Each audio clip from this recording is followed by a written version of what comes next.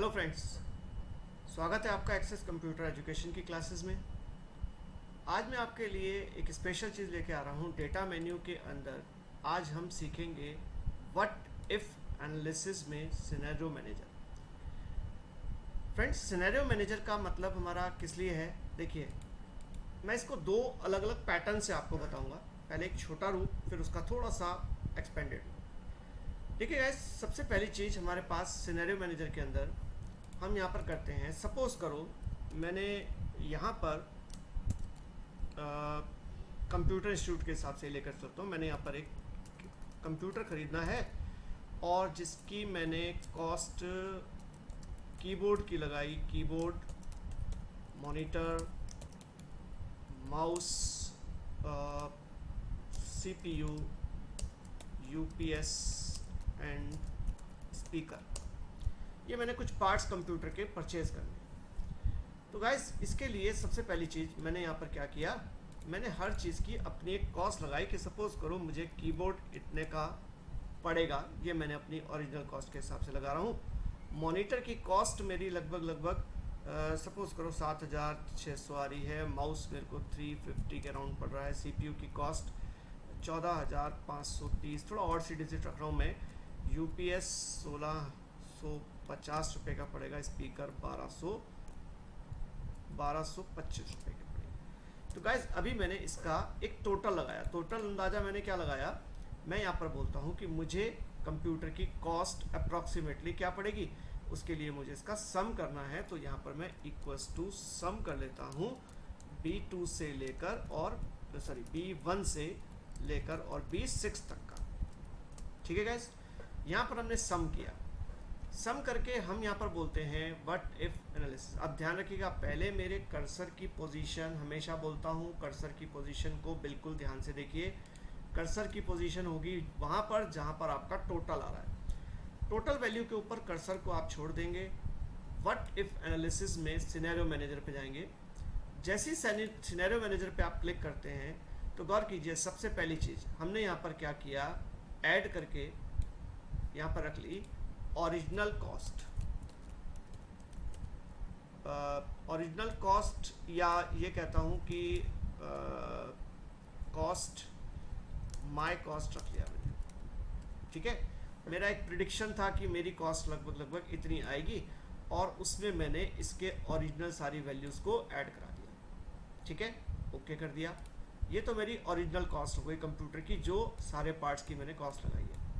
Suppose करो मैं add करता हूँ और मैं एक पर्सन के पास जाता हूँ जिसका कंप्यूटर का नाम है अल्फ़ा कंप्यूटर। ठीक है, अल्फ़ा कंप्यूटर के पास गया और अल्फ़ा कंप्यूटर ने, इसको मैं अंडरस्कोर लगा रहा हूँ, अल्फ़ा कंप्यूटर ने मुझे इन सब चीज़ों के रेट में क्या कहा कि इन सब चीज़ों के रेट में हम आपको थोड़ा सा डिफरेंस दे सकते हैं। जैसे सपोज़ करो अल्फ़ा कंप्यूटर ने मेरे को कहा कीबोर्ड में आपको 525 का दे दूंगा। ठीक है, और सेकंड चीज़ थी आपका मॉनिटर में आपको 7,200 इतने का दूंगा। माउस में मेरे पास कोई चेंजेस नहीं है। सीपीयू की कॉस्ट में मैं आपको 14,510 का दे सकता हूँ और स्पीकर में आपको 1,200 के दे दूंगा। ठीक है गाइस, इस तरीके से उसने क्या किया, अल्फ़ा कंप्यूटर ने हमारे को कुछ कॉस्टिंग में चेंजेस करके दिए।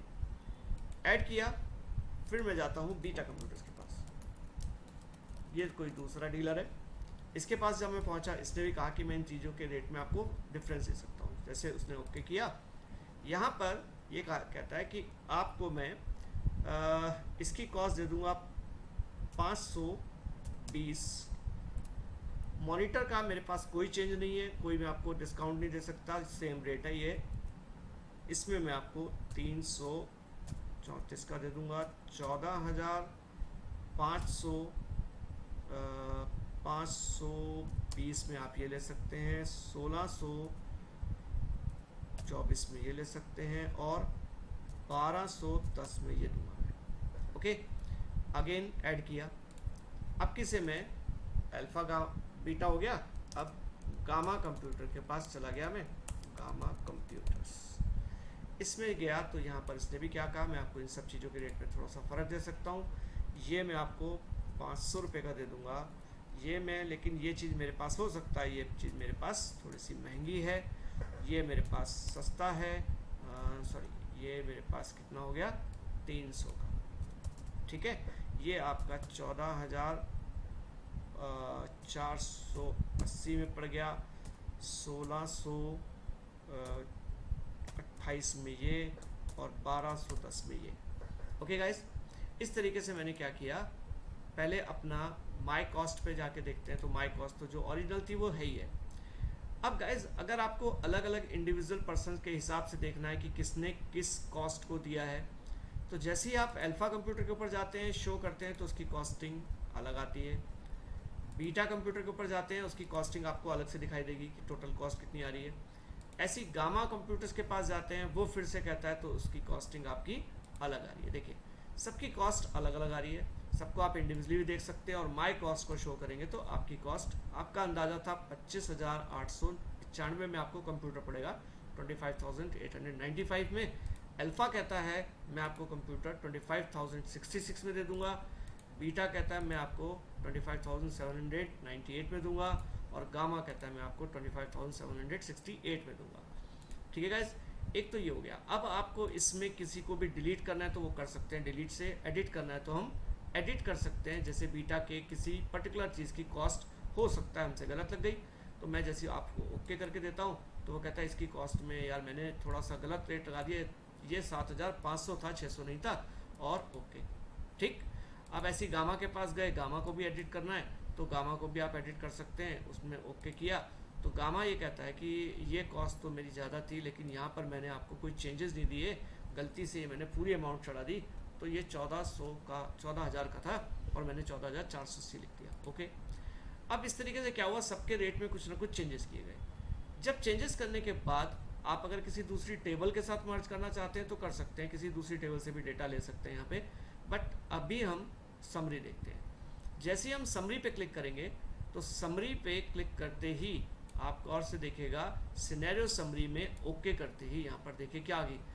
अगर आप सब चीज़ों की कॉस्टिंग देखें तो यहाँ पे क्या कहता है, माई कॉस्ट में अंदाज़ा ये था कि 25,895 रुपये का कंप्यूटर में पड़ रहा है। अल्फ़ा के पास गए तो अल्फ़ा कहता है मुझे 25,066 का पड़ जाएगा, बीटा कहता है 25,698 का पड़ेगा, और गामा कहता है 25,288 का। तो यहाँ पर आप गाइस कंपेयर कर सकते हैं किसके रेट अच्छे पड़ रहे हैं, क्योंकि कभी कभी क्या होता है कोई चीज़ किसी के पास सस्ती है, कोई किसी के पास सस्ती है, तो आप उन सबके रेट्स को टैली कर सकते हैं। ये इस चीज़ का यूज़ हम कोटेशन वर्क में अक्सर करते हैं। जब आपकी मल्टीपल कंपनी से कोटेशन आती है, वो कोटेशन आपकी कंप्यूटर्स पे चढ़ती है, और एट द फाइनल डे जिस दिन आपका एक टेंडर खुलना होता है, उस तरीके की एंट्री में इसका हेल्प ले सकते हैं आप कि टेंडर खुलना है तो उस दिन सबकी एंट्रीज दिखाई और शो कर दिया कि किस किस ने किस चीज़ की कॉस्ट को कितना दिया है, उसका पूरा डिस्प्ले किया और सबके सामने एक टेंडर खुला, तो ये रेट आ गए कि कौन किसी प्रोजेक्ट को इजी या सस्ते रेट पे कर पाएगा। ओके गाइज, तो ये तो एक मेथड मैंने आपको बताया सिनेरियो का। अब गाइज इसका एक दूसरा तरीका मैं आपके सामने रख रहा हूँ। तो दूसरा तरीका हमारे कंप्यूटर इंस्टीट्यूट से ही लेकर मैं मान के चल रहा हूँ। देखिए सपोज़ करो मैं यहाँ पर बात करता हूँ कि सपोज़ करो मैं एक सेंटर खोलता हूँ, कंप्यूटर सेंटर ही खोल रहा हूँ, और that is basically for approximately 100 students के लिए। मतलब मेरे पास अभी इतना एरिया मैं रेंट पे लूँगा जो कम से कम 100 स्टूडेंट्स तक मेरे सफिशेंटली वहाँ पर टोटल डे में पढ़ सके। ओके, तो मैंने सपोज़ करो यहाँ पर क्या किया, मैंने यहाँ पर कहा कि कंप्यूटर सेंटर फॉर 100 स्टूडेंट्स। ठीक है, यहाँ पर मैंने एक चीज़ ले ली। अब यहाँ पर पहले मैंने कहा नंबर ऑफ स्टूडेंट। ठीक, नंबर ऑफ स्टूडेंट्स जब हम यहाँ पर करते हैं, इसको सेल को बड़ा कर लेंगे। नंबर ऑफ स्टूडेंट्स मैंने कहा मेरे पास 100 के लिए जगह बनाई। इसमें हमने क्या कहा, जगह का रेंट कितना है, लाइटिंग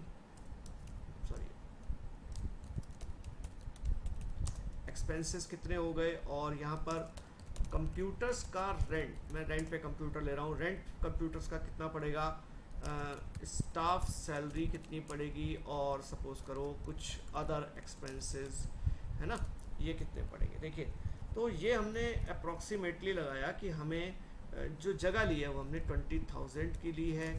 लाइटिंग का खर्चा हमारा लगभग 3,000 रुपीज़ पर मंथ का आएगा, और कंप्यूटर्स का रेंट हमारा नियर अबाउट 30,000, लगभग 10 कंप्यूटर, या इसमें आप लिख सकते हैं कि आपने कितने कंप्यूटर्स लिए हैं, उस हिसाब से यहाँ पर फॉर 10 कंप्यूटर्स कर दिया, 10 कंप्यूटर्स, ठीक है, ये लिख दिया, ठीक है। तो इस तरीके से मैंने 10 कंप्यूटर का 30,000 रुपये रेंट लगाया, स्टाफ की सैलरी 20,000 रुपीज़ पर मंथ लगाई, अदर एक्सपेंसेस मैंने 10,000 के अदर एक्सपेंसेस में मैंने लगा दिया। तो गाइज ये तो मैंने लगाया 100 स्टूडेंट के हिसाब से, जो मेरे पास यहाँ पर जगह बनाई मैंने। और साथ ही साथ देखिए, आप किसी भी काम को शुरू करते हैं तो सबसे पहली चीज़ आप एक रेवेन्यू का भी अंदाज़ा लगाते हैं कि मेरे पास मैं इतनी जगह इस चीज़ पे इतना इन्वेस्ट कर रहा हूँ, अगर मेरे पास नंबर ऑफ स्टूडेंट्स 100 आते हैं तो मेरे पास उससे रिवेन्यू कितना जनरेट होगा। तो रिवेन्यू जनरेट करने के लिए सपोज़ करो मैंने यहाँ पे क्या कहा, मैंने इसकी थोड़ा सा जगह छोड़ देता हूँ, ऊपर सम भी करूँगा। तो यहाँ पर मैंने कहा रिवेन्यू या फीस, जो ट्यूशन फीस है वो हमारी टोटल जो आती है 100 स्टूडेंट्स की है, तो हमने क्या कहा कि सपोज़ करो ट्यूशन फीस अभी मैंने 500 रुपये रखी, ठीक है, ट्यूशन फीस 500 रुपये रखी। तो हमने कहा टोटल फ़ी रिसिप्ट कितनी होगी, हमने कहा इसमें हम कर देते हैं equals to B3 multiplied by B12, ठीक है। B3 को B12 से हमने मल्टीप्लाई करा दिया, क्योंकि नंबर ऑफ स्टूडेंट्स अभी हम 100 लेके चलते हैं 500 रुपये के हिसाब से, ये हो गई। इसी तरीके से प्रोस्पेक्टस फीस जो हम रिसीव करेंगे उसका, तो उसमें भी क्या हो गया B3 मल्टीप्लाइड बाय B12, ये हमारी प्रोस्पेक्टस फीस आएगी। इसी तरीके से हमने कहा हमें एग्ज़ाम फीस भी मिलेगी पूरे साल भर में इतने ही स्टूडेंट्स की, तो वो हमारी थी लगभग देखिए यहाँ पर मैं इसके आगे प्रोस्पेक्टस फीस लिख देता हूँ, एट द रेट ऑफ मैंने यहाँ पे क्या कहा 50 रुपीज़, 50 पर स्टूडेंट, ठीक है। और एग्ज़ाम फ़ीस को मैं यहाँ पर लिख देता हूँ, एग्ज़ाम फ़ीस में हमने कह दिया एट द रेट ऑफ 150 पर स्टूडेंट, ठीक है। तो गाइज ये सब चीज़ें हमने यहाँ पर पहले सेट कर ली, और उसके बाद यहाँ पर हमने कहा कि हमें मिलती है registration fees at the rate of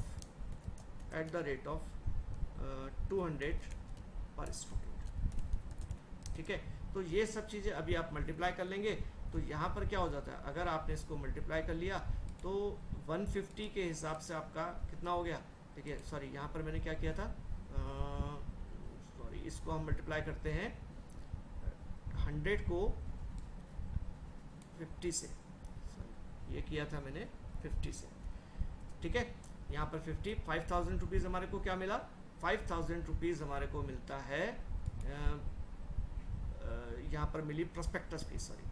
उसके बाद हमारे पास आता है एग्ज़ाम फ़ीस कितनी मिलती है हमारे को, हमने कहा हमारे को एग्ज़ाम फ़ीस मिलती है इसमें पर स्टूडेंट के हिसाब से 150 के हिसाब से। तो यहाँ पर हमने कैलकुलेट किया और यहाँ पर ले लिया equals to B3 multiplied by 150, ठीक है,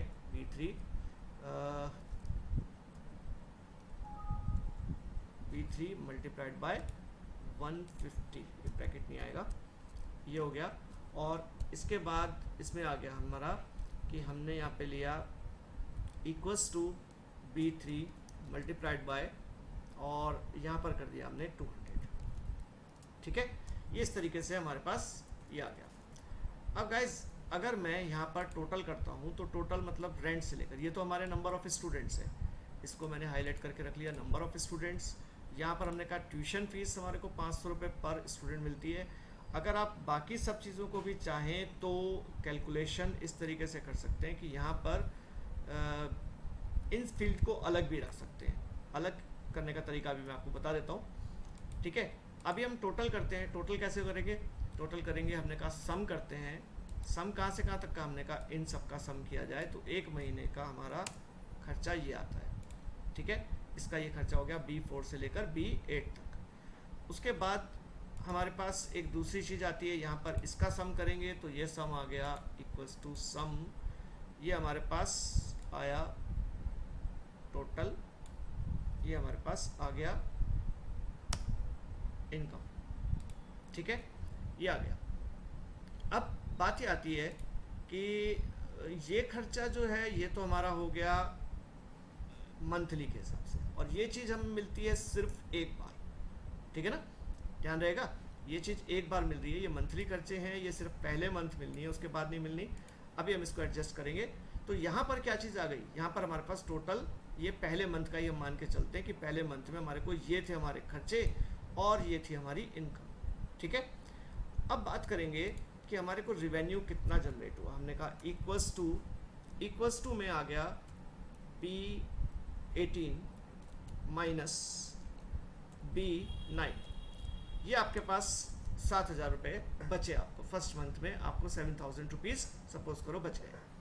ठीक है गाइज, अब क्या होता है देखिए, अगर आप इसी टोटल पे कर्सर को रख के चलते हैं और आप यहाँ पे करते हैं डेटा में व्हाट इफ एनालिसिस के अंदर आपने कहा सिनेरियो मैनेजर। सिनेरियो मैनेजर में अगर हम इसको ऐड करते हैं, ऐड करेंगे तो ऐड करने में हमने कहा ओरिजिनल वैल्यू क्या है, ओरिजिनल वैल्यू में बाय चेंजिंग सेल कुछ नहीं करना। ओरिजिनल वैल्यू में आपको क्या आएगा, मैंने कहा ओरिजिनल वैल्यू में हमारे पास सारी डिटेल आ रही है, ये ओरिजिनल वैल्यू है, दिस कॉमा, यहाँ पर आ गया आपका, एक सेकेंड पहले हम करेंगे ओरिजिनल वैल्यू में this comma, and this is the original value comma, and this is the original value. Okay, तो ये तो आ गई आपकी ओरिजिनल वैल्यू जिसमें तीनों को लिया, हालांकि मैंने लेकिन अलग अलग लिया। नंबर ऑफ स्टूडेंट 100, रेंट कितना आ रहा है, लाइटिंग कितनी, कंप्यूटर्स का रेंट कितना, स्टाफ सैलरी, अदर एक्सपेंसेस, और नंबर ऑफ स्टूडेंट्स कितने, ये तो आ गई ओरिजिनल वैल्यू।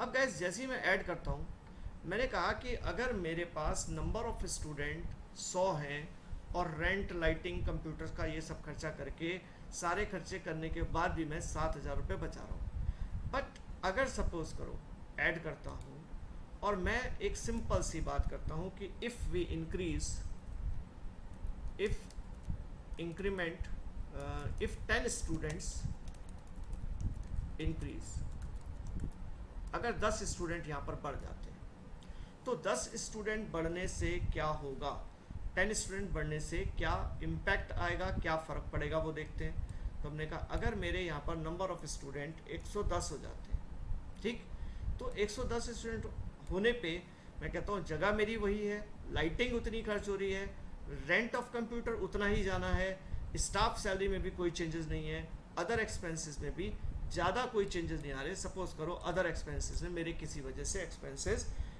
सपोज़ करो 10,200 हो जाते हैं, ठीक है, और ट्यूशन फीस भी सेम है, कोई चेंजेस नहीं किया, ठीक है। पहला सिनेरियो मैंने ये ऐड किया। दूसरे सिनेरियो में मैंने अगर सपोज करो ये कहा कि अगर मैं अपनी फ़ीस को 500 की जगह 700 कर दूं तो क्या डिफरेंस, तो इंक्रीमेंट इन फीस, ठीक है, अगर ये करता हूँ ओके। दूसरा सिनेरियो, इसमें क्या किया, मैंने कहा मैंने अगर अपनी फ़ीस में 200 रुपये का इंक्रीमेंट कर दिया, यानी कि मेरी फ़ीस हो गई 700 रुपये, तो क्या इम्पैक्ट आएगा, ठीक। फीस में अगर इंक्रीमेंट कर देते हैं तो क्या फ़र्क आता है, अब नंबर ऑफ़ स्टूडेंट वही है, और अगर मैं टोटल फीस में इंक्रीमेंट कर देता हूँ तो मुझे क्या इम्पैक्ट आएगा, क्या फ़र्क पड़ेगा। अब ऐड करते हैं तीसरी चीज़, हम बोलते हैं अगर सभी चीज़ों में 10% का इंक्रीमेंट हो जाता है, मतलब हमारे पास नंबर ऑफ़ स्टूडेंट भी 10% बढ़ जाता है, हमारे पास रेंट भी, लाइटिंग भी, कंप्यूटर रेंट भी, सब चीज़ों में 10% का, तो increment of 10%, increment of 10% in all, ठीक है, ओके।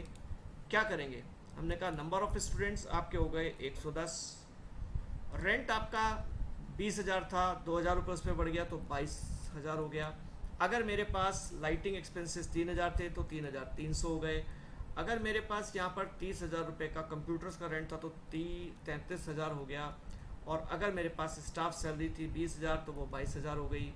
और अगर मेरे पास अदर एक्सपेंसेस 10,000 के थे 10,000 के थे तो वो 11,000 के हो गए, और मेरी जो फीस थी उसमें 10% यानी कि 50 रुपये का इंक्रीमेंट आ गया। और बस जैसे ही आप ओके करेंगे ये सब चीज़ों के साथ चेंजेस आपको दिखा रहा है, कहते हैं ओरिजिनल दिख रहा है आपको। इफ़ 10% स्टूडेंट चेंज होते हैं, ठीक है, 10% स्टूडेंट इंक्रीज हो जाते हैं, ठीक है, शो कीजिए क्या डिफरेंस आया आपका। 10% स्टूडेंट इंक्रीज करते ही आपका जो प्रॉफिट था वो 15,800 हो गया। इंक्रीमेंट इन फीस, अगर मैं इंक्रीमेंट इन फीस करता हूँ, शो करता हूँ, तो मैंने कहा अगर मैं 500 की जगह 700 फीस लेता हूँ तो मेरे को बचत 27,000 की होगी।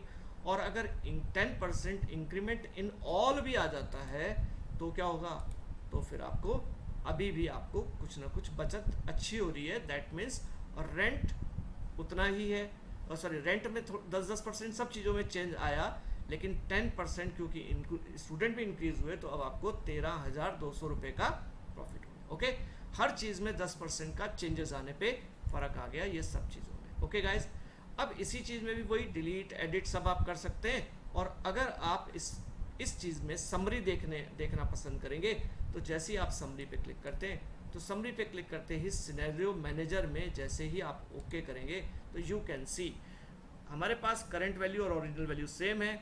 इफ़ 10% स्टूडेंट इंक्रीज होते हैं तो क्या होगा, अगर इंक्रीमेंट इन फीस होता है तो क्या होगा, और अगर आप बोलते हैं इंक्रीमेंट इन ऑल 10% चेंजेस होने से कितना इम्पैक्ट आता है। तो ये चेंजेस आप यहाँ पर देख सकते हैं कि क्या हुआ, आपको सिनेरियो समरी में सब चेंजेस देखने को मिल जाता है। तो गाइज इसका यूज़ हम कई अलग अलग चीज़ों के लिए कर सकते हैं। डिफरेंट टाइप ऑफ शीट्स हमारे पास होती हैं, इनकम एक्सपेंसेस की डिफरेंट शीट्स बनती हैं। आप 2 शीट्स बनाएं, उनका डिफरेंस निकालें, कितना प्रॉफिट या लॉस हो रहा है वो निकालें।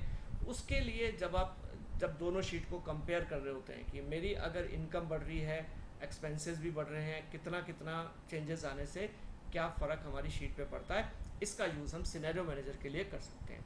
तो गाइज़ आज की क्लास के लिए इतना ही। नेक्स्ट क्लास में हम लोग मिलेंगे नेक्स्ट चैप्टर, और वो है आपका गोल सीक एंड डेटा टेबल के साथ। तो गाइज़ मेरे वीडियो को लाइक करते रहें, शेयर करते रहें, कमेंट ज़रूर करें, जो भी डाउट हैं वो कमेंट सेक्शन में ज़रूर डालें।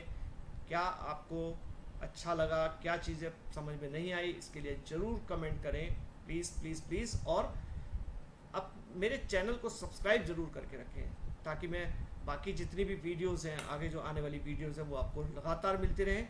Thank you guys, thank you.